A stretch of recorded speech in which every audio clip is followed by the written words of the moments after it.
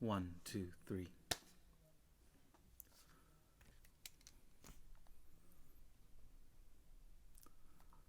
Welcome back. I'm Tippity.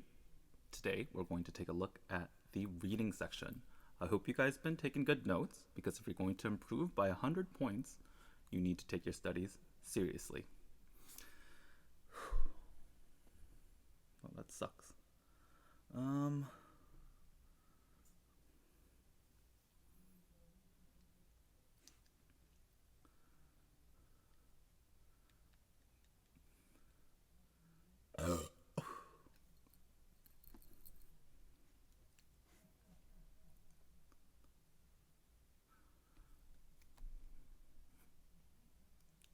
Welcome back. I'm Tippity. We're trying to raise your SAT score by 100 points in just 24 hours. Today, we're going to take a look at the reading section of the SAT. So the reading section, it is 5 passages.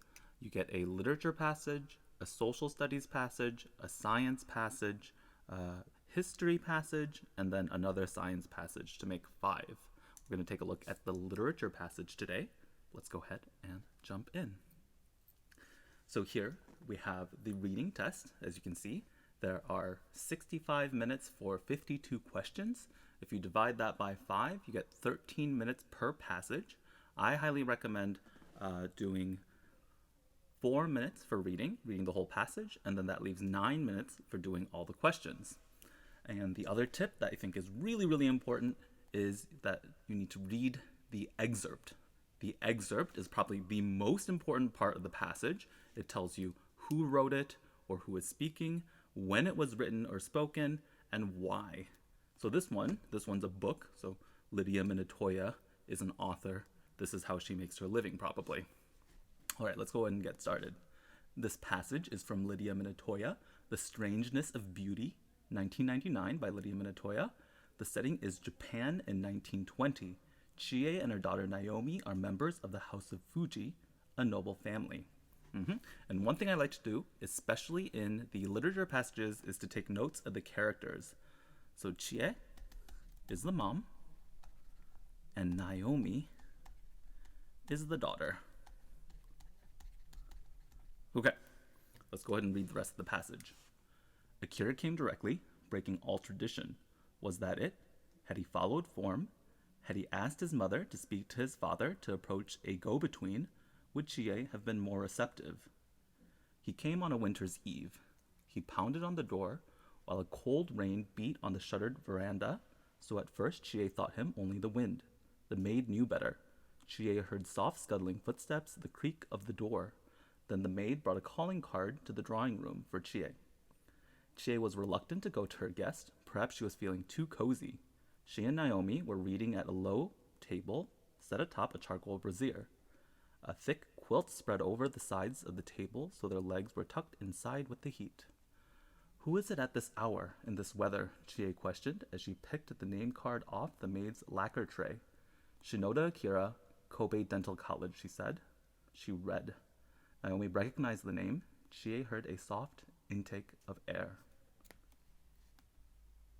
I think you should go, said Naomi. Akira was waiting in the entry.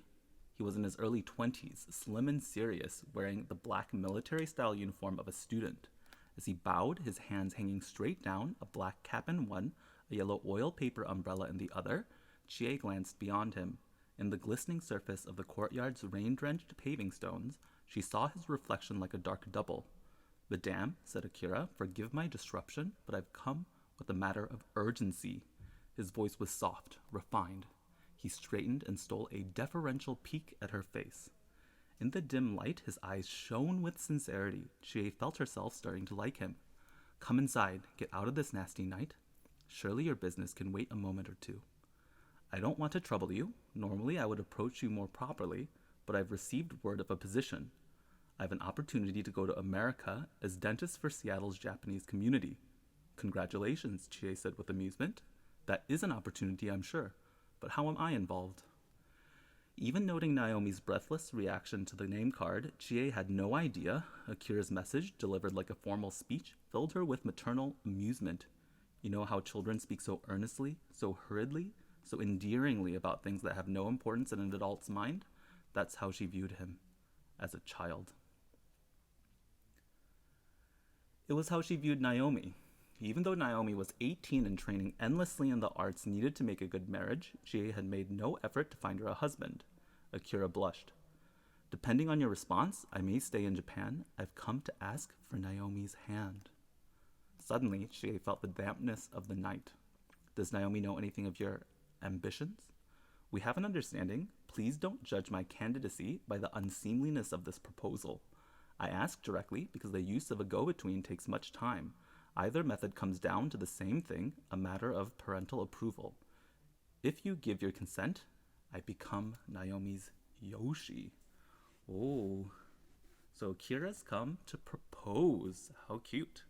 So here, you might have noticed there's a little asterisk. That's a footnote. So that means if you go down here to the bottom, it says a Yoshi is a man who marries a woman of higher status and takes her family's name. Okay. Will live in the house of Fuji. Without your consent, I must go to America to secure a new home for my bride. Eager to make his point, he'd been looking her full in the face. Abruptly, his voice turned gentle. I see I've startled you. My humble apologies. I'll take no more of your evening. My address is on my card. If you don't wish to contact me, I'll reapproach you in 2 weeks' time. Until then, good night. He bowed and left, taking her ease with effortless grace, like a cat making off with a fish. Mother, Chie heard Naomi's low voice and turned to the door. He has asked you? The sight of Naomi's clear eyes, her dark brows, gave Chie strength. Maybe his hopes were preposterous. Where did you meet such a fellow? Imagine, he thinks he can marry the Fuji heir and take her to America on the snap of his fingers. Chie waited for Naomi's ripe laughter. Naomi was silent. She stood a full half minute, looking straight into Chie's eyes. Finally, she spoke. I met him at my literary meeting. Naomi turned to go back into the house, then stopped. Mother? Yes? I mean, to have him. Okay, so Akira comes over, asks to marry Naomi. All right, let's jump into the questions. Question 1. Which choice best describes what happens in the passage? Okay, so I'll give you guys a tip that one of my students actually gave me. So a lot of times the first 2 questions in the reading passages are like the main general events or the message or the topic. And my students have told me that a lot of times it helps for them to go through the other questions first, because as you're working on the other questions, you'll be rereading the passages quite a bit, and that will sometimes help them understand the main message of the passage. But here, if you're feeling confident, you understand what happens, you can go ahead and answer it first. Let's see. A, one character argues with another character who intrudes on her home. Yeah, so I would eliminate this one right away. I wouldn't say Akira intrudes on her home. He comes by, knocks politely, and is very respectful. And I don't think they really argued. B, one character receives a surprising request from another character. I would agree with that one. So Chie definitely didn't realize or expect anyone to come over and ask for her daughter's hand in marriage. Pretty surprising. C, one character reminisces about choices she has made over the years. That doesn't happen. I'm going to say no to C. One character criticizes another character for pursuing an unexpected course of action. I think Chie doesn't openly criticize Akira. She's definitely thinking about it. There was that part where she thought he was childish, but I think B is the correct answer. Okay, number 2. Which choice best describes the developmental pattern of the passage? A careful analysis of a traditional practice. I would say this is an untraditional practice. So remember at the beginning, they said in Japan in the 1920s, people would ask for a middleman to request someone's hand in marriage. So Akira's breaking that tradition because he needs to get to America for his new job. B, a detailed depiction of a meaningful encounter. Sounds pretty good. Proposal's pretty meaningful. C, a definitive response to a series of questions. Okay, so there was definitely no definitive response yet. And it wouldn't be a series of questions, it's just like one question. D, a cheerful recounting of an amusing anecdote. So I've actually had a lot of students pick choice D, but yeah, imagine if like calling someone's proposal amusing. Yeah, hopefully your proposal and marriage aren't a joke, right? Right? Yeah, I mean, just in general, like I'm sure, like I mean, definitely guys like jokingly propose sometimes, but that's a bad idea, and you shouldn't do that. Let's go with B. Number 3.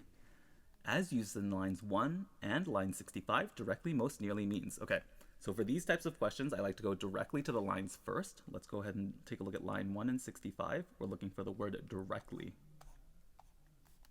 Akira came directly, breaking all tradition. Was that it? Had he followed form? Had he asked his mother to speak to his father to approach a go-between? Would Chie have been more receptive? We're also looking for line 65. Line 65, here we are. I ask directly because the use of a go-between takes much time. Okay, so what does this word directly mean? Does it mean frankly or like honestly? B, confidently. C, without mediation. Or D, with precision. So I'll tell you the correct answer is C, without mediation. If you don't know what mediation means, and if you are running into any words in the SAT actually that you're unfamiliar with, you should probably write down the word and also the definition. You can use Google or whatever, a dictionary if you're old school. But I think if you're looking to improve, it's important to take notes. So without mediation means like without a third party. So at school, if you've had like a mediated discussion, that means there's like a third person that kind of guides the conversation. So here, the reason why the word directly is important is because it's trying to contrast between Japanese tradition, where you ask someone to go for you to ask for someone's hand in marriage, and this passage where Akira goes by himself directly without mediation. Hopefully that makes sense. Which reaction, number 4, does Akira fear most from Chie? A, she will consider his proposal inappropriate. B, she will mistake his earnesty for immaturity. C, she will consider his unscheduled visit an imposition. D, she will underestimate the sincerity of his emotions. Okay, so this one has a follow-up question. Let's take a look at question 5. Which choice provides the best evidence for the answer to the previous question? So these questions are, I think, really, really great. So not only do you have to answer the question, you need to pick the lines that supports your answer. And honestly, you should kind of be looking at every question, almost every question in the reading section of the SAT this way. If you pick an answer, you should be able to support your answer with a line from the text. So maybe you guys remember, what reaction does Akira fear most? It's A. So he's afraid that the mom, Chie, will consider his proposal inappropriate. So there is a part that says Chie finds him immature, but that's not what Akira's afraid of. And let's see if we can find the evidence that supports choice A. Line 33, his voice was soft, refined. He straightened and stole a deferential peek at her face. So that line does not talk about what Akira is afraid of. Let's try the next one. B is 49 to 51. You to mind. 49. Here we go. You know how children speak so earnestly, so hurriedly, so endearingly about things that have no importance in an adult's mind? That's how she viewed him, as a child. Yeah, so here, this is what Chie is thinking, not what Akira is thinking. The question is specifically asking for, what is Akira afraid of, not how did Chie react. C is 63 to 64. Please don't judge my candidacy by the unseemliness of this proposal. Okay, here we go. So unseemliness is pretty similar to inappropriate, and Akira is the one speaking here. And in general, in the literature section of the SAT, you should take people's word at face value. I don't think, generally in the SAT, people aren't going to be like sarcastic or ironic. If Akira says, please don't judge my candidacy by the unseemliness of this proposal, he's probably worried that Chie is going to think his proposal is unseemly or inappropriate. So C is some great evidence for question 4. Let's go ahead and read the last one to be thorough. 71 to 72. Eager to make his point, he'd been looking her full in the face. Okay, so he looked at her directly. That doesn't really talk about, that's not relevant to the question here. All right, moving on. Number 6. In the passage, Akira addresses Chie with affection, but not genuine love. So remember, Chie is the mom. He better not be affectionate towards the mom. That's a little weird. B, objectivity, but not complete impartiality.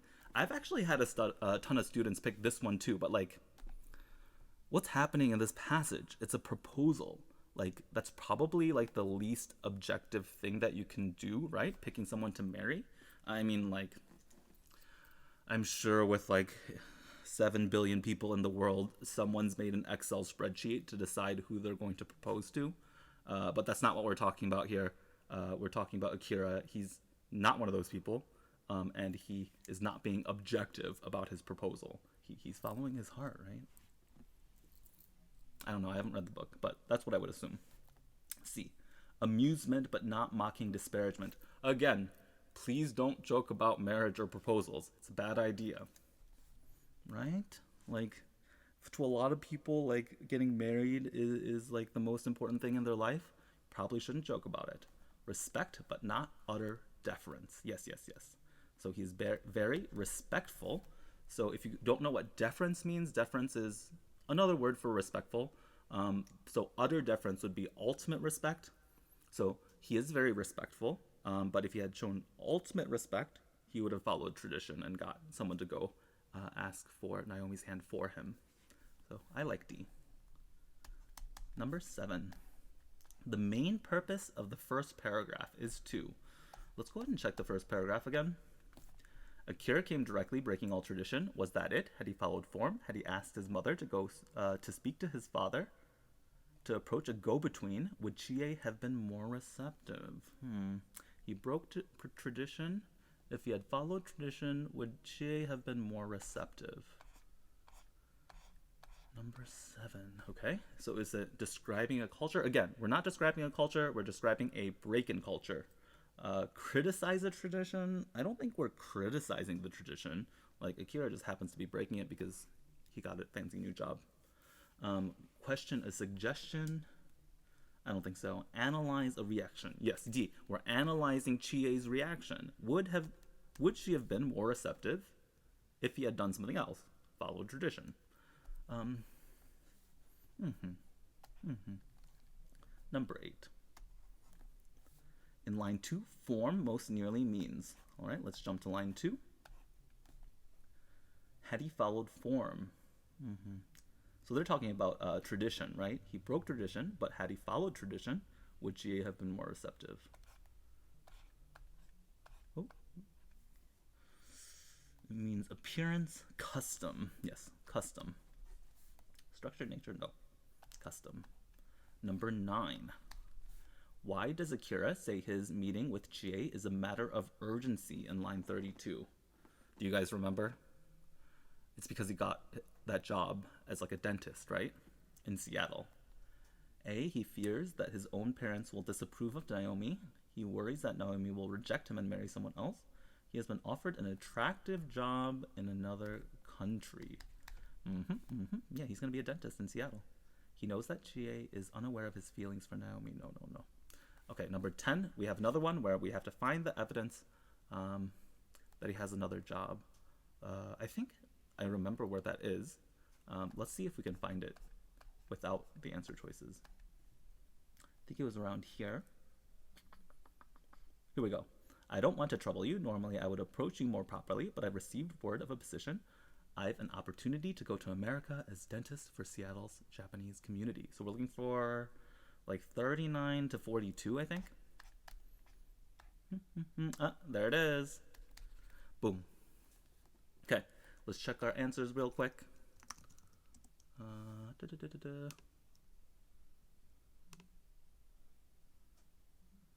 We have 1B, 2B, 3C, 4A, 5C, 6D, 7D, 8B, 9C, and 10 is B. Again, so if you wanted some extra explanation in any of the questions we went over today, this resource is fantastic. You just Google SAT Practice Test 1 and then take a look at the explanation.